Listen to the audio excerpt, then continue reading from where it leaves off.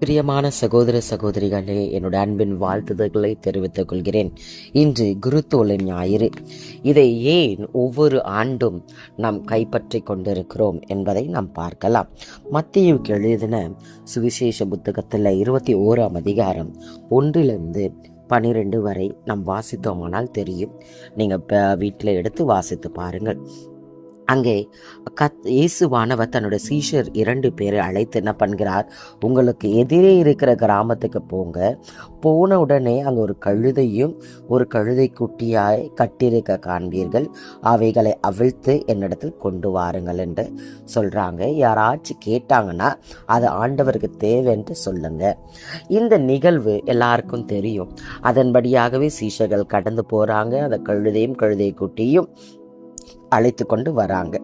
இந்த வார்த்தை எதற்காக இயேசு கிறிஸ்து சொல்கிறார் என்றால், சகரியாவின் தீர்க்கதரிசியின் புஸ்தகத்துல 9ஆம் அதிகாரம் 9ஆம் வசனத்துல, இதோ உன் ராஜா சாந்த குணமுள்ளவராய் கழுதையின் மேலும் கழுதை குட்டியாக மரியின் மேலும் ஏறிக்கொண்டு உன்னிடத்தில் வருகிறார் என்று சீயோன் குமாரத்திற்கு சொல்லுங்கள் என்று எழுதப்பட்ட வாக்கியம் நிறைவேறும்படியாக இப்படியாக நடந்தது. அதே போல இயேசு கிறிஸ்துவானவர் என்ன பண்ணுகிறார், அந்த கழுதையின் குடும்பம் ஏறிக்கொண்டு அவர் பவனியாக கடந்து வருகிறார். வரும்போது எல்லா ஜனங்களும் அவர்களை பார்த்து உடனடியாக அந்த ஜனங்கள் என்ன செய்கிறார்கள், தங்களோட வஸ்திரங்களை, அந்த மேல் வஸ்திரங்களை எடுத்து வழியிலே விரிக்கிறார்கள்.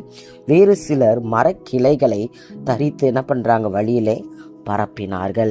அது மட்டுமல்லாமல் முன்னடப்பாரும் பின்னடப்பாரும் ஆகிய திரளான ஜனங்கள் தாவீதின் குமாரனுக்கு ஓசன்னா, கர்த்தரின் நாமத்தினால வருகிறவர் ஸ்தோத்தரிக்கப்பட்டவர், உன்னிடத்தில் ஓசன்னா என்று அவர்கள் என்ன பண்றாங்க சொல்லி ஆர்ப்பரித்தார்கள்.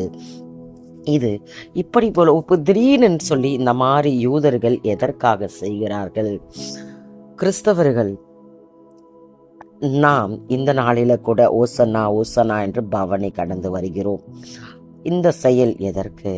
எல்லா நேரங்களும் நமக்கு விசேஷித்தவர்கள், ஆனால் காரணம் இல்லாமல் அதை நாம் செலிப்ரேட் பண்ணக்கூடாது.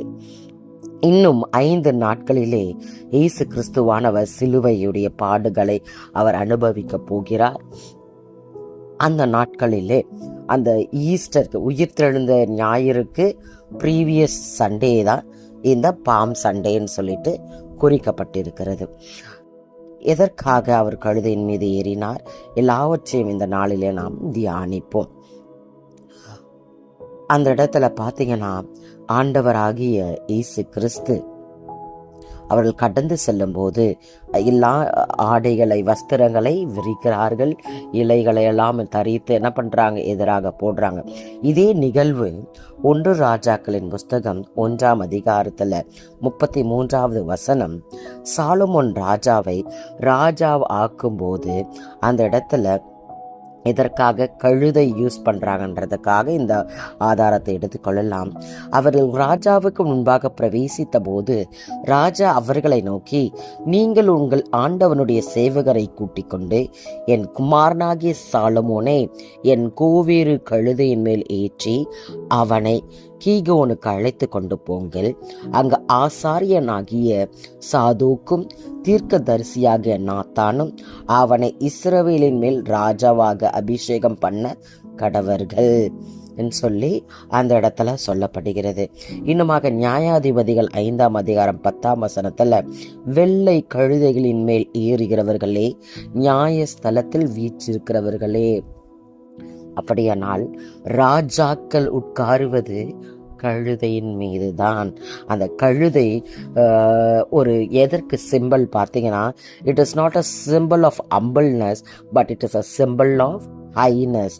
ராஜாக்கள் உட்காரும் விலங்கு பார்த்தீங்கன்னா அது குதிரை அல்ல. அந்த காலத்தில் இந்த எபிரேயர்கள் யூஸ் பண்ணுறது கழுதைகள் தான். அந்த கழுதைகள் அவர் சொன்ன வாக்கு தத்தங்கள் யாவும் நிறைவேறும்படியாக, தீர்க்க தரிசன வசனங்கள் நிறைவேறும்படியாக இப்படியாக நடந்தது. அது மட்டும் அல்லாமல் அவர்கள் அந்த இடத்துல குருத்தோலைகளை பிடித்து கொண்டு அவருக்கு எதிர்கொண்டு புறப்பட்டு வந்தார்கள் என்று வாசிக்கிறோம். அது மட்டும் வஸ்திரங்களை விரித்தார்கள். அதற்கும் நம் பழைய ஏற்பாட்டில் உதாரணங்களை எடுத்துக்கொள்ளலாம். 2 ராஜாக்களின் புஸ்தகம் 9ஆம் அதிகாரம் 13ஆம் வசனத்தில் எகுவை ராஜா ஆக்கின போது அந்த இடத்துல அந்த ஜனங்கள் எல்லாம் என்ன பண்ணுகிறார்கள், தீவிரமாய் அவரவர் தங்கள் வஸ்திரங்களின் படிகளின் உயரத்தில் அவன் கீழே விரித்து எக்காலம் ஊதி எகு ராஜாவானான் என்றார்கள்.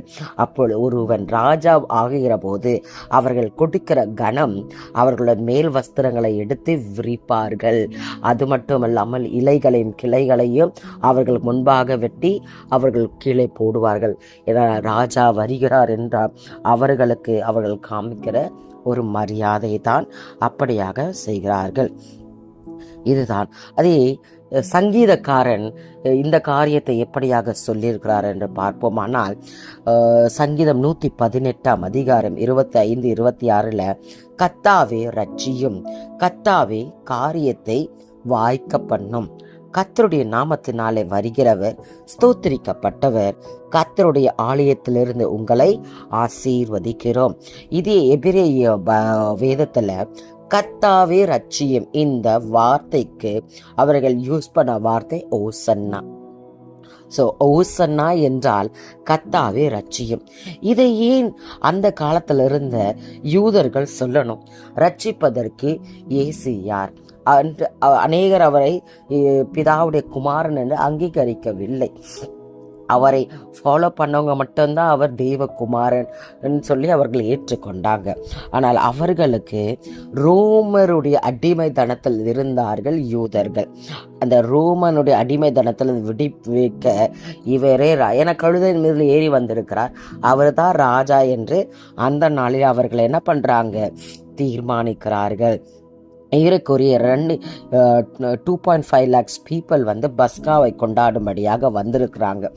வந்தவர்கள் எல்லாரும் ஒருவரை பார்த்து ஒருவர் என்ன பண்றாங்க, அந்த பவனியில் அவர்கள் கடந்து சென்று ஓசன்னா ஓசன்னா என்று சொல்லிக்கொண்டு கர்த்தரை என்ன பண்றாங்க, அந்த இடத்துல அவர்கள் துதிக்கிறார்கள். உன்னதத்தில் இருக்கிறவருக்கு ஓசன்னா என்று சொல்லி அவரை புகழ்ந்து போற்றி கொண்டிருக்கிறாங்க. பஸ்கா 15 நாட்களுக்கு முன்பதாகவே அவர்கள் என்ன பண்ணுவார்களாம், அவங்க என்ன ஆட்டுக்குட்டியை பலியாக செலுத்த போகிறார்களோ அதை கொண்டு வந்து ஆலயத்திலே காண்பிப்பார்கள். அது ஆசாரியன் என்ன செய்வார், அதை பார்த்து எந்த ஒரு குறைகள் இல்லை என்று அவங்க என்ன பண்ணுவாங்க, அந்த பஸ்கா ஆட்டுக்குட்டியை செலக்ட் பண்ணுவாங்க.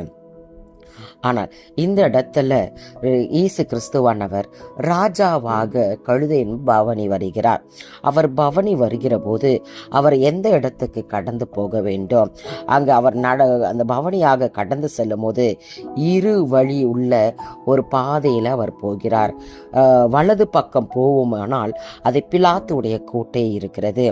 அதே இடது பக்கம் போக வேண்டுமானால் அந்த இடத்துல தேவாலயம் இருக்கிறது. ஆனால் இயேசுவானவர் அவர் வலது பக்கம் போகாதபடி இடது பக்கத்தை அவர் சூஸ் பண்ணவராயிருக்கிறார். கர்த்தர் எல்லா அதிகாரமும் அவருக்கு இருக்கிறது. அவர் யூதா கோத்திரத்தின் ராஜாவாக இருக்கிறார். தாவீதின் வம்சத்தில் வந்தவராய் இருக்கிறார். அவரே இந்த உலகத்தை ஆளுகிற ராஜா, பிதாவுடைய குமாரன். எல்லா அதிகாரங்களும் இருந்தாலும் அவர் தன்னை ஒரு பலியாக கொடுக்கப்படுகிற ஆடாக அவர் ஒப்பு கொடுத்தார். எதற்காக? அவர் யூதர்களுக்காக அவர் பிலாத்தின் கோட்டைக்கு போல புறஜாதியாகிய நம்மை அவர் பார்த்தார். நமக்காக அவர் என்ன செய்கிறார், நம் பாவங்களை அவர் ஏற்றுக்கொள்ளும்படியாக, நம் பாவங்கள் எந்த ஒரு பனிஷ்மெண்ட் நமக்கு கொடுக்காதபடி தான் ஏற்றுக்கொண்டு அவர் பலியாக தன்னை ஒப்பு கொடுக்கும்படியாக அவர் ஆலயத்தை கடந்து சென்றார். கொலேசியரின் புஸ்தகம் 2ஆம் அதிகாரம் 14-15 வாசிக்கிறோம். அவர் சிலுவையிலே வெற்றி சிறந்தவராய் காணப்பட்டார். நமக்கு எதிராய் ஒப்பந்த விதிகள் பல கொண்ட கடன் பத்திரத்தை அவர் அழித்து விட்டார். அதை சிலுவையில வைத்து ஆணி அடித்து அறவே ஒழித்து விட்டார். நமக்காக எல்லாவற்றை ஒழித்து விடும்படியாக அந்த நாளிலே அவர் ஆலயத்தில் தன்னை பலியாக கொடுக்கும்படியாக அவர் கடந்து சென்றார். தேவ நாமம் மகிமைப்படும்படியாக வேலை வந்தது என்று அவர் சொல்கிறார்.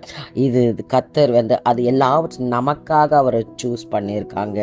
நாம் இந்த குருத்தோலையை அர்த்தமில்லாமல் கொண்டாடும்படி முக்கியமான நாம் எப்படிப்பட்ட குருத்தோலையை நாம் கொண்டாட வேண்டும் என்றால், வெளிப்படுத்தின விசேஷம் 7ஆம் அதிகாரம் 9ஆம் வசனத்துல, இவைகளுக்கு பின்பு நான் பார்த்தபோது இதோ சகல ஜாதிகளிலும் கோத்திரங்களிலும் ஜனங்களிலும் பாஷைக்காரிடமிருந்து வந்ததும் ஒருவனும் எண்ணக்கூடாததுமான திரளான கூட்டமாகிய ஜனங்கள் வெள்ளை அங்கிகளை தரித்து தங்கள் கைகளின் குருத்தோலைகளை பிடித்து சிங்காசனத்திற்கு முன்பாகவும் ஆட்டுக்குட்டியானவருக்கு முன்பாகவும் நிற்க கண்டேன். அவர்கள் மகா சத்தமிட்டு, ரட்சிப்பின் மகிமை சிங்காசனத்தின் மேல் வீற்றிருக்கிற எங்கள் தேவனுக்கு ஆட்டுக்குட்டியானவருக்கும் உண்டாவதாக என்று ஆர்ப்பரித்தார்கள். தூதர்கள் யாவரும் சிங்காசனத்தையும் மூப்பர்களையும் 4 ஜீவன்களையும் சூழ நின்று சிங்காசனத்திற்கு முன்பாக முகங்குப்புற விழுந்து தேவனை தொழுது கொண்டு, ஆமேன், எங்கள் தேவனுக்கு துதியும் மகிமையும் ஞானமும் ஸ்தோத்திரமும் கனமும் வல்லமையும் பலமும் சதா காலங்களிலும் உண்டாவதாக, ஆமேன் என்றார்கள். இந்த குருத்தோலையை தான் நாம் கொண்டாட வேண்டும். பரலோகத்தில் வீற்றிருக்கிறவர் அவர்களை நாம் எப்படியாக அவர்கள் சொல்கிறார்கள், எங்கள் தேவனுக்கு துதியும் மகிமையும் ஞானமும் ஸ்தோத்திரமும் கனமும் வல்லமையும் பலனும் சதா காலங்களில் உண்டாவதாக. அவரே நமக்கு ரட்சிப்பின் தேவனாய் இருக்கிறார். ரட்சிக்கப்பட்ட அநேகர் ஒரு நாள் ஞானஸ்தானம் எடுத்து நான் ரட்சிக்கப்பட்டேன் என்று சொல்லாதபடி அனுதின ரட்சிப்புக்காக காத்திருக்க வேண்டும். குருத்தோலை ஏந்தி கொண்டு கடந்து செல்கிறவர்களே, கர்த்தரிடத்தில் அனுதினமும் கர்த்தாவே ரட்சியம், அந்த ரட்சிப்பை நாம் பாதுகாக்கும் போது ரட்சிப்பின் வஸ்திரத்தை அவர் உனக்கு உடுத்துவிக்க வல்லவராயிருக்கிறார். தேவன் தாமே இந்த வார்த்தைகளை ஆசீர்வதிப்பாராக. ஆமேன்.